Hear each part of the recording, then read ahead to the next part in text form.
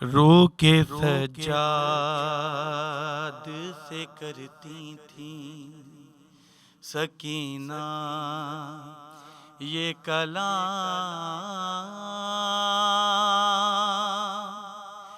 کیا بھی دور ہے شام، کیا بھی دور ہے شام۔ اعوذ باللہ من الشیطان اللعین الرجیم، بسم اللہ الرحمن الرحیم۔ الحمدللہ الذی جعلنا من المتمسکین بولایت امیر المؤمنین علی بن ابی طالب علیہ السلام۔ تمام تر تعریفیں خداوند متعال کے نام، درود و سلام محمد وآل محمد پر۔ السلام علیکم ناظرین کرام، میں ہوں آپ کی ہوسٹ بنین فاطمہ۔ پروگرام تہذیب کربلا آپ کی خدمت میں لے کر حاضر ہوئی ہوں۔ پروگرام تہذیب کربلا میں بیسکلی ہم کربلا کی تہذیب کو سمجھنے کی کوشش کریں گے کہ کربلا ہمیں کیا طرز دے رہی ہے۔ کربلا بیسکلی ایک تہذیب ہے، ایک مسلسل تسلسل میں تہذیب ہے جس میں ہر دور اپنا حصہ ڈالتا ہے اور آگے بڑھ جاتا ہے۔ ہمیں اسی بنیادی تہذیب کو سمجھنا ہے کہ ہر کربلا کا کردار ہمیں کہاں کہاں ہماری زندگیوں میں مدد دے رہا ہے، ان تعلیمات کو ہم کہاں اپنی ڈیلی روٹین میں امپوز کر سکتے ہیں۔ ان تمام چیزوں کو ہم سمجھیں گے اور کربلا کی تہذیب کو سمجھیں گے۔ اسی میں ہماری رہنمائی فرمائیں گی ہماری بہت ہی معزز مہمان جو کہ ہمارے ساتھ موجود ہیں۔ ہم پروگرام میں آپ کا تعارف کرانا چاہیں گے۔ ذاکرہ اہل بیت، شاعرہ اہل بیت، مصنفہ، ادیبہ ڈاکٹر ثروت رضوی صاحبہ کو ہم پروگرام میں خوش آمدید کہتے ہیں۔ السلام علیکم ڈاکٹر صاحبہ۔ وعلیکم السلام۔ امید ہے آپ خیریت سے ہوں گی۔ بہت شکریہ، الحمدللہ میں ٹھیک ہوں۔ بہت شکریہ ڈاکٹر صاحبہ، آپ نے ہمیں ٹائم دیا اپنے اتنے بزی شیڈیول میں سے۔ ہم آپ کے بہت شکر گزار ہیں پوری ٹیم کی جانب سے۔ میں خود قائم ٹی وی کی اور بنین آپ کی اور میسم کی بہت شکر گزار ہوں کہ اس پرمغز موضوع پر مکالمے کا مجھے موقع فراہم کیا ہے، جو کہ اس وقت کی بہت اہم ضرورت بھی ہے، اور بلکہ یہ کہہ لیجئے کہ اس وقت کی یہ پکار ہے کہ ہم تہذیب کربلا کو سمجھیں اور اقدار عاشورہ سے سبق لیں اور اپنی زندگی میں ان تمام اقدار عاشورہ کو بروئے کار لانے کی کوشش کریں۔ بہت شکریہ۔ بالکل آپ نے صحیح فرمایا۔ ناظرین کرام، میں آپ کو ساتھ ساتھ یہ بھی بتاتی چلوں کہ ڈاکٹر صاحبہ نے نہج البلاغہ سے امام المتقین علی بن ابی طالب علیہ السلام کے کلمات کو منظور کیا ہے، اور آپ کا خود کا ایک مجموعہ کلام باب علم پہ دستک بھی شائع ہو چکا ہے۔ آپ لوگ ضرور اس کو پڑھیے گا، بہت خوبصورت مجموعہ ہے، بہت خوبصورت انداز میں ڈاکٹر صاحبہ نے پوری وہ کتاب ایک کتابی شکل اس کو دی ہے۔ میں نے خود وہ پڑھی ہے، میں اس سے بہت محفوظ ہوئی ہوں۔ بہت خوبصورت آپ کا وہ مجموعہ ہے ڈاکٹر صاحبہ۔ بہت شکریہ۔ باقاعدہ پروگرام کا آغاز کرتے ہیں۔ تہذیب کربلا کو ہم ڈسکس کرنے جا رہے ہیں، تو سب سے پہلے تو ہمیں یہی سمجھنے کی ضرورت ہے کہ تہذیب بیسکلی ہوتی کیا ہے، کس طرح وجود میں آتی ہے، ہمارے علم میں یہ بات کیسے آتی ہے کہ یہ چیز یا یہ حصہ ہماری تہذیب کا حصہ ہے، یعنی کہ یہ دور ہماری تہذیب کا حصہ ہے۔ تو ہم یہی ڈاکٹر صاحبہ سے سمجھیں گے کہ سب سے پہلے تو تہذیب ہوتی کیا ہے۔ بہت اچھا سوال کیا ہے آپ نے۔ تہذیب کربلا کو سمجھنے کے لیے سب سے لازمی بات یہ ہے کہ پہلے ہم تہذیب کو سمجھیں کہ تہذیب کہتے کس کو ہیں۔ تہذیب جسے ہم انگریزی زبان میں سویلائزیشن کہتے ہیں، فارسی میں تمدن کہتے ہیں، ثقافت کا نام بھی دیا جاتا ہے۔ دراصل تہذیب انسان کے افکار و عقائد اور انسان شناسی اور اس کی معرفت کائنات جو ہے اس سے پھوٹتی ہے، اور پھر نہ صرف یہ کہ اس سے پھوٹتی ہے بلکہ اخلاق و کردار اور اقدار و رسوم اور روایات اور نظام حیات میں پھر جلوہ گر ہوتی ہوئی نظر آتی ہے۔ تو یہ میں مختصر سا آپ کو تہذیب کا تعارف کرا رہی ہوں، اور یہاں پہ میں ایک چیز اور کہتی چلوں کہ جب ہم تہذیب کربلا کی بات کریں گے تو اس کا مطلب یہ ہے کہ ہم اسلامی تہذیب کی بات کر رہے ہیں۔ تو ایک چیز کو مد نظر رکھیں گے ہم اپنی اس مکالمے میں، اپنی گفتگو میں، کہ تہذیب بالکل مختلف شے ہے اور رسومات جو ہیں وہ بالکل مختلف شے ہیں۔ اس میں ہم تہذیب پہ بات کریں گے، اس میں ہم اقدار پہ بات کریں گے، moral values of Karbala, moral values of Islam, یہ ہماری گفتگو کا موضوع رہے گا انشاءاللہ تعالی۔ انشاءاللہ۔ بالکل پروگرام کو آگے بڑھاتے ہیں. تہذیب آپ نے ہمیں بتایا کہ ہماری ثقافت کا جو حصہ ہوتا ہے, جو بھی ہماری کربلا کی جو مورل ویلیوز ہیں ان کو آگے ڈسکس کرنا ہے. اسی کے ساتھ ساتھ ہم تہذیب کربلا کو ڈسکس کریں گے, یہ ہمارا موضوع ہے. تو کربلا ایک تہذیب ہے, ایک آفاقی تہذیب ہے. اس کو کیوں آفاقی تہذیب کہا جاتا ہے؟ آفاقی بیسیکلی ایک بہت بڑا لفظ ہے, اسی کو ہمیں سمجھنا ہے کیونکہ ہم کربلا کی تہذیب میں بہت سے پہلو نکل رہے ہیں. تو ایک پہلو یہ بھی بالکل. نکلتا ہے کہ یہ آفاقی تہذیب ہے, تو کیوں اس کو یہ کہا جاتا ہے؟ آپ رہنمائی فرمائیں ہمیں. تو دیکھیے تہذیب کا جو ہے وہ ڈسکورس, وہ علامتیں ہوتی ہیں جو کسی تہذیب کا حصہ ہوتی ہیں یا وہ اس کو کسی ڈسکورس کا حصہ بنا دیتی ہیں. بلکہ ڈسکورس کافی ثقیل لفظ ہو جائے گا. میں یہ کہوں گی کہ علامات اور اقدار وہ اہم عناصر ہوتے ہیں کسی تہذیب کے, جو کہ وہ اقدار, وہ علامات اتنی آفاقی ہو جائیں کہ وہ کسی مخصوص فرقے کا یا کسی مخصوص جسے کہنا چاہیے تمدن کا پہراہن اتار دیں, بلکہ ایسے عمل پیرا ہوں کہ وہ آفاقی حدوں کو چھو لیں. وہ تہذیب کائناتی قرار پاتی ہے, وہ تہذیب آفاقی قرار پاتی ہے. اور جیسا کہ آپ سب جانتے ہیں کہ اسلام جو ہے وہ دین فطرت ہے. جب ہم کربلا کی تہذیب پہ سوال اٹھاتے ہیں کہ کربلا کی تہذیب ایک آفاقی تہذیب کیوں ہے, تو کربلا کی تہذیب ایک آفاقی تہذیب اس لیے قرار پاتی ہوئی نظر آتی ہے کیونکہ وہ اسلامی تہذیب یا اسلامی تہذیب کے نشات ثانیہ ہے. امام حسین علیہ السلام نے اسلام کی وہ تہذیب, وہ اقدار جو اس دور میں مٹنے جا رہی تھی, ختم ہو رہی تھی, وہ قدریں جو ہیں بحال کرنے کے لیے قیام فرمایا تھا. اسلام کی تمام قدریں جو ہیں وہ فطرت سے ہم آہنگ ہیں. اور سید الشہداء نے دراصل اسلامی اقدار کو جو کہ مٹ رہی تھی, ختم ہو رہی تھی, مر رہی تھی, از سر نو اپنی شہادت, اپنی قربانی, بلکہ اپنے تمام کنبے کی قربانی دے کے اس کو زندہ کیا. ایک شاعر کا شعر ہے, ڈوب کر پار اتر گیا اسلام, ڈوب کر پار اتر گیا اسلام, آپ کیا جانے کربلا کیا ہے. تو میں یہ کہتی ہوں کہ کربلا جو ہے وہ اقدار کی تجلی کا نام ہے. کربلا اقدار کی تجلی کا نام ہے. کربلا اقدار اسلامی کی معراج کا نام ہے. کربلا اخلاق محمدی کے کمال کا نام ہے. اور کربلا فقط فرقوں اور مذاہب تک محدود نہیں ہے, ہم اسے محدود نہیں کر سکتے, بلکہ پورے عالم انسانیت کے لیے حریت کا پیغام کربلا ہے. پورے عالم انسانیت کے لیے فلاح کا پیغام کربلا ہے. تہذیب کربلا اس لیے آفاقی ہے کہ یہاں فقط دو گروہ تھے, ایک حق کا گروہ اور ایک باطل کا گروہ, اور امام عالی مقام نے ان دونوں گروہوں کے درمیان ایک خط فاصل کھینچ دیا. تو دیکھیے, اچھائی اور برائی, حق اور باطل, نیکی اور بدی, یہ دو قوتیں ازل سے برسر پیکار ہیں اور ابد تک رہیں گی. تو کربلا کی تہذیب جو ہے وہ اس طرح ایک آفاقی تہذیب قرار پاتی ہے. اسی لیے شاعر یہ کہتا نظر آتا ہے کہ اسلام کو بیدار تو ہو لینے دو, ہر قوم پکارے گی ہمارے ہیں حسین. بے شک, بہت خوبصورت, بہت پیارا انداز. یہیں سے آگے بڑھاتے ہیں. کربلا کی تہذیب پہ بات ہو رہی تھی کہ آفاقی تہذیب, اگر میں یہ کہوں کہ یہ کائناتی تہذیب بھی کہلائے تو بھی غلط نہ ہوگا. اور جب تہذیب وجود میں آتی ہے, جب ہمارا حصہ بنتی ہے ہمارے رہن سہن کا, تو کوئی نہ کوئی علامات یا اس کے عناصر لازمی ہوتے ہیں. تو کربلا کی تہذیب کیسے بنی؟ تہذیب بنتی کیسے ہے؟ ہاں بالکل صحیح سوال آپ کا ہے کہ سب سے پہلے تو ہم یہ طے کرتے ہیں کہ تہذیب کیسے بنتی ہے, تہذیب کی تشکیل کیسے ہوتی ہے, تہذیب ایک مکمل شکل کیسے اختیار کرتی ہے.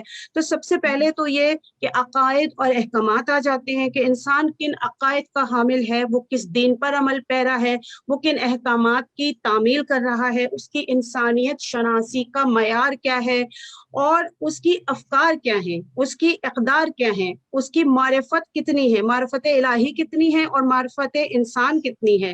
جیسے عقائد ہوں گے, جیسی معرفت ہوگی, اور جیسی انسان شناسی و کائنات شناسی ہوگی, ویسے ہی انسان کا اخلاق اور کردار تشکیل پائے گا. یعنی کسی بھی انسان کا اخلاق و کردار, اس کی شخصیت تشکیل پائے گی. اور پھر اخلاق و کردار انفرادی بھی کاؤنٹ ہوتا ہے اور اجتماعی بھی، کسی بھی تہذیب کے ارتقاء میں بنیادی حیثیت کا حامل جو ہے وہ اس تہذیب میں بسنے والے لوگوں کا اخلاق و کردار ہے. اور یقین سے کہی جا سکتی ہے یہ بات کہ اخلاق و کردار کا جو منبع ہوتا ہے وہ اس تہذیب کی یا اس قوم کی اقدار ہوتی ہیں. انسان کا اخلاق و کردار اور اس کی سوچ، اس کے عقائد، اس کے اقدار یعنی اس کی مورل ویلیوز کا تعین جو ہے اس کی اقدار کرتے ہیں.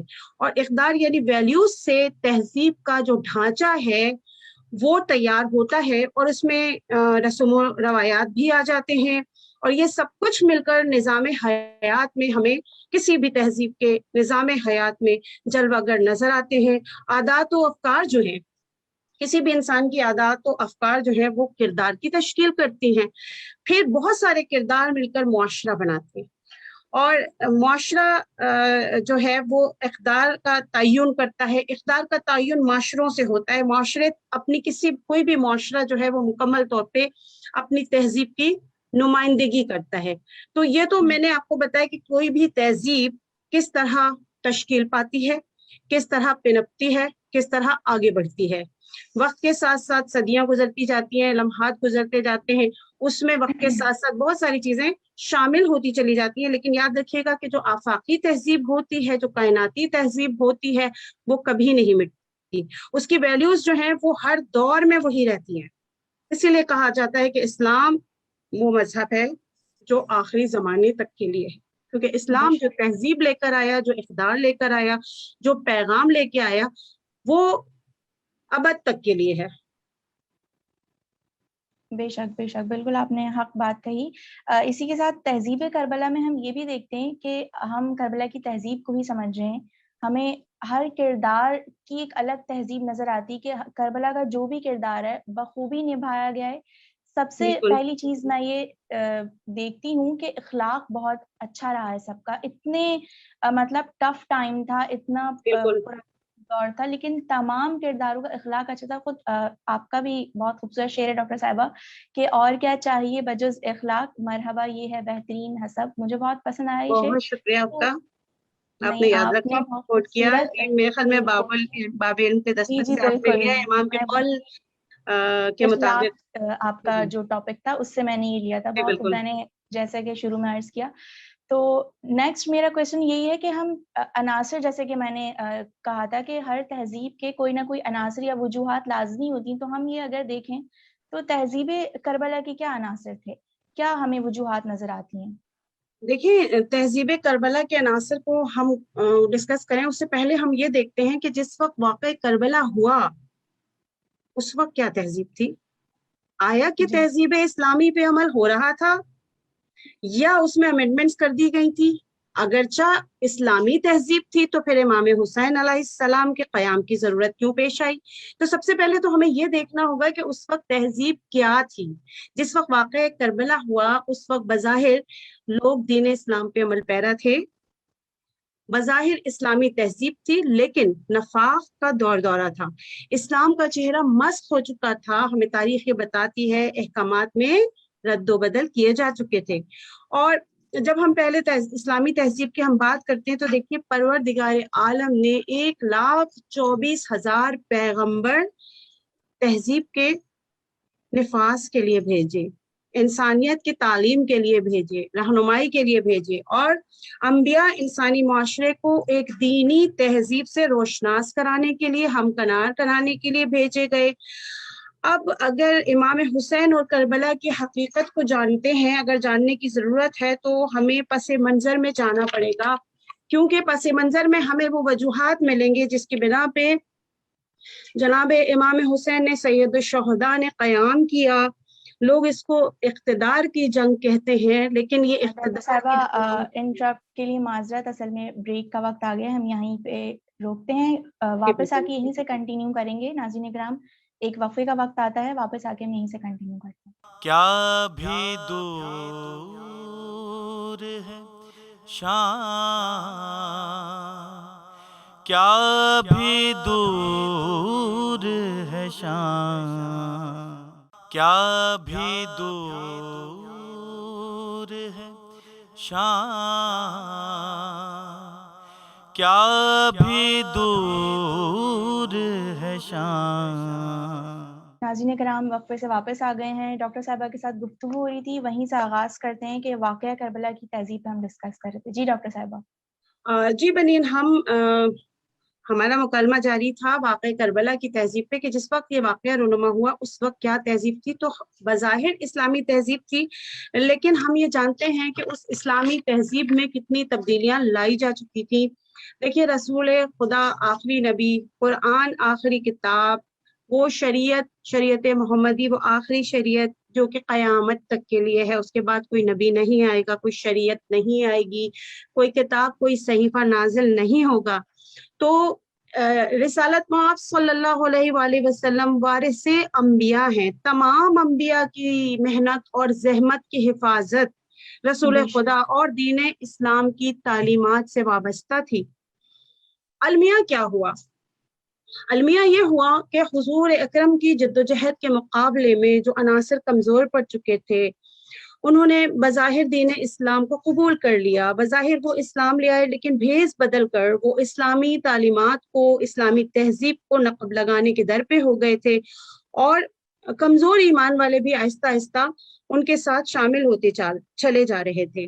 یہی نہیں، اسلامی سلطنت کی وسعت، دولت و اقتدار کی چمک دمک نے بھی اپنے جلوے دکھائے. اسلامی اقداروں کی پامالی کی ابتدا، جیسا کہ ہم دیکھتے ہیں کہ بعد رسول خدا صلی اللہ علیہ وآلہ وسلم اسلامی اقداروں کی پامالی کی ابتدا جو تھی وہ رسول خدا صلی اللہ علیہ وسلم کے بعد ہی شروع ہو گئی تھی. اور یہاں تک کہ مختلف جو دور گزرے رسول خدا صلی اللہ علیہ وآلہ وسلم کے بعد، یہاں تک کہ یزید جیسا فاسق و فاجر حکمران جو تھا وہ اسلامی معاشرے پر قابض ہو گیا یا قابض کر دیا گیا. خلافت کی باغ ڈور جو ہے وہ یزید کے ہاتھ میں دے دی گئی. اقتدار کی خاطر بے گناہوں کا خون بہانا، اقتدار کی خاطر کوئی بھی بڑے سے بڑا گناہ کبیرہ کر لینا اس کے لیے ایک معمولی سی بات تھی. جیسا کہ آپ سب تاریخ کے طالب علم کی حیثیت سے ہم سب جانتے ہیں کہ شراب نوشی عام تھی اس کے دربار میں، اور بیت المال کا ناجائز استعمال عام تھا. اپنے محرم رشتوں کے ساتھ شادی بیاہ، اور یہی نہیں، مختلف شہروں میں اس نے اپنے جیسے نام نہاد مسلمان لیکن بدکار اور سخت اور ظالم اور جابر گورنر مسلط کر دیے تھے. کھلے عام وہ اسلامی شاعر کا مذاق اڑاتا تھا اور نبوت کا اور امامت کا انکار کرتا تھا. توحید کا منکر تھا یزید. سب سے بڑھ کے وہ خود کو امیر المومنین کہلواتا تھا. اس کی خواہش یہ تھی کہ حسین کسی طرح اس سے بیعت کر لے. سوال یہ پیدا ہوتا ہے کہ حسین کیوں بیعت کر لیں؟ حسین کون ہے؟ حسین وہ ہیں کہ جن کے لیے رسول یہ فرما کے گئے کہ حسین منی و انا من الحسین، حسین مجھ سے ہے اور میں حسین سے ہوں. حسین اور حسن جوانان جنت کے سردار ہیں. اب دیکھیے، یہ کوئی ایک عام جد نہیں کہہ رہے، یہ ایک عام نانا نہیں کہہ رہے کہ حسین و منی و انا من الحسین. یہ کون کہہ رہے ہیں؟ یہ خاتم الانبیاء کہہ رہے ہیں، جو تمام انبیاء کی وراثت کے وارث ہیں. وہ یہ کہہ رہے ہیں کہ حسین مجھ سے ہے اور میں حسین سے ہوں. تو اب اگر حسین بیعت کر لیتے ہیں یزید کی، تو کیا وہ بیعت صرف حسین کی بیعت ہوتی؟ ہرگز نہیں. اگر حسین یزید کی بیعت کر لیتے ہیں تو وہ بیعت صرف یزید کی بیعت نہیں ہے، وہ بیعت محمد عربی کی بیعت کے مترادف ہوتی. اس لیے کہ حسین وارث انبیاء ہیں. وہ بیعت آدم کی بھی بیعت ہوتی، وہ ابراہیم کی بھی ہوتی، وہ موسیٰ کی بھی ہوتی، وہ عیسیٰ کی بھی ہوتی، وہ محمد مصطفیٰ کی بھی ہوتی. تو حسین سے بیعت کا سوال اس لیے کیا گیا تھا کہ اگر حسین بیعت کر لیں گے تو حسین سے بیعت کرنے کا مطلب رسول سے بیعت طلب کرنا، اور حسین کے بیعت کر لینے کا مطلب رسول کا بیعت کر لینا ہوتا. اس مردہ معاشرے آج بھی اس بات کو ایسے کور اپ کرتے ہیں کہ اقتدار کی جنگ تھی، اقتدار کی. بالکل بالکل، یہ ہم ضرور آگے ڈسکس کریں گے. اس چیز کو بھی ظاہر ہے یہ چیز بھی تہذیب میں ہی آتی ہے، یہ چیز تہذیب میں آتی ہے. اور وہ مردہ معاشرہ تھا، اس مردہ معاشرے کی تصدیق پر مہر ثبت کر دینے کے برابر ہوتا اگر امام المتقین کے چہیتے بیٹے امام حسین علیہ السلام سید الشہداء اگر بیعت کر لیتے تو اس کا مطلب یہ تھا کہ جو معاشرہ مردہ ہو چکا تھا، جو بے روح ہو چکا تھا، جو تہذیب مٹ چکی تھی، اور اس کی شکل میں جو مسخ شدہ اسلام تھا، جو مسخ کی ہوئی تہذیب تھی، جو کہ یزید کی اپنی تشکیل کردہ ایک تہذیب تھی، اس کا اپنا مینوفیکچر کیا ہوا اسلام تھا، تو اگر حسین علیہ السلام وہ بیعت کر لیتے تو اس کا مطلب تھا کہ وہ اس پہ تصدیق کر دیتے۔ یزید جو تھا وہ سچا قرار پاتا، تو بظاہر اس وقت حکومت اسلامی تھی اور حکمران مسلمان تھے، لیکن در حقیقت وہ اسلام کا مسخ شدہ چہرہ تھا، جیسے کہ آج کے دور میں بھی ہم دیکھ رہے ہیں کہ اسلام کا چہرہ مسخ کیا جا چکا ہے، اسلام کے نام پہ گلے کاٹے جا رہے ہیں۔ اسلام امن اور آشتی کا مذہب ہے، اسلام سراپا محبت ہے، ایسا مذہب جو صرف اور صرف سلامتی، جس کا معنی ہی سلامتی ہے، لیکن اس کے اگینسٹ اسلام کا جو چہرہ ہے وہ کیسا دنیا کے آگے پیش کیا جا رہا ہے آپ لوگ سب جانتے ہیں۔ تو بالکل اسی طرح اس دور میں اسلام کے چہرے کو مسخ کر دیا گیا تھا، اس کی تہذیب کو مٹایا جا رہا تھا، بلکہ یوں کہہ لیجئے کہ وہ تہذیب جو تھی وہ آخری ہچکیاں لے رہی تھی، وہ تہذیب جو تھی وہ دم توڑ رہی تھی، اور وہ محمد مصطفیٰ کی لائی ہوئی تہذیب تھی، وہ دین محمد مصطفیٰ کا لایا ہوا تھا۔ تو اس نے جو استغاثہ کیا، اس نے حسین کو پکارا، اور حسین لبیک کہہ کے، نواسۂ رسول تھے، لبیک کہہ کے اپنے قیام کے لیے جو ہے وہ کھڑے ہو گئے، اور اپنے ننھے بچوں کو، اپنے کنبے کو لے کے، اور کربلا کے بے آب و گیا میدان کی طرف سفر اختیار کیا۔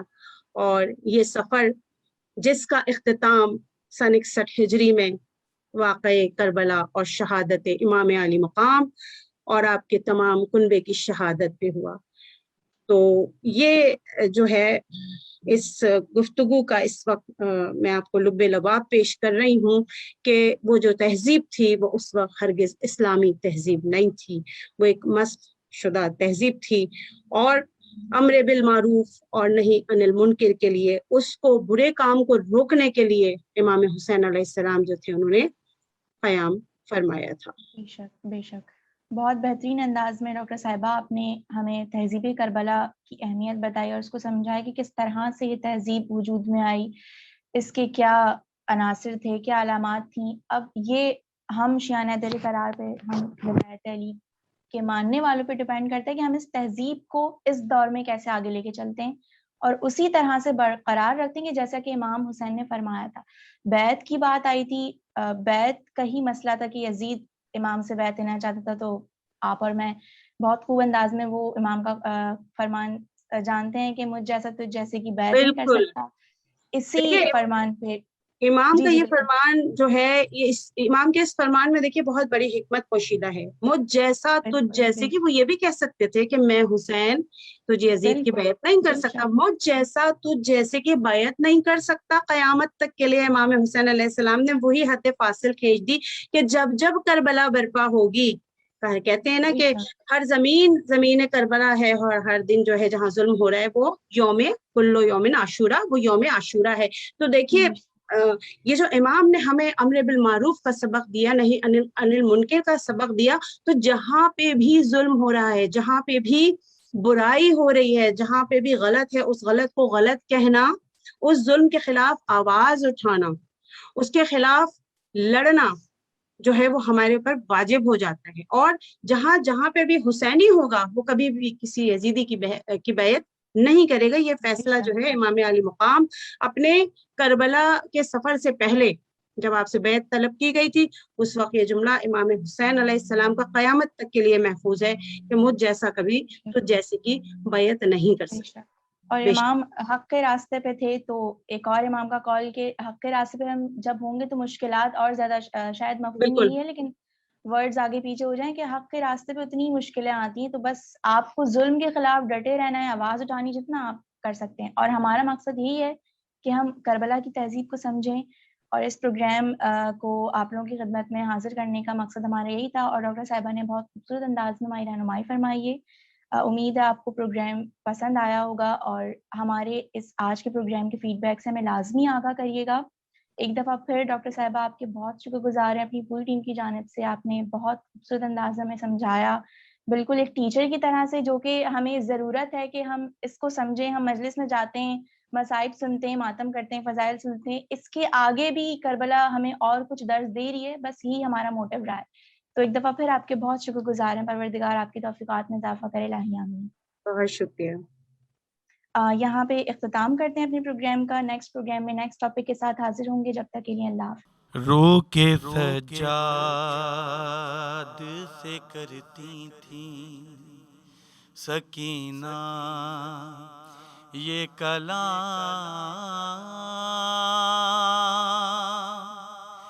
کیا بھی دور ہے شام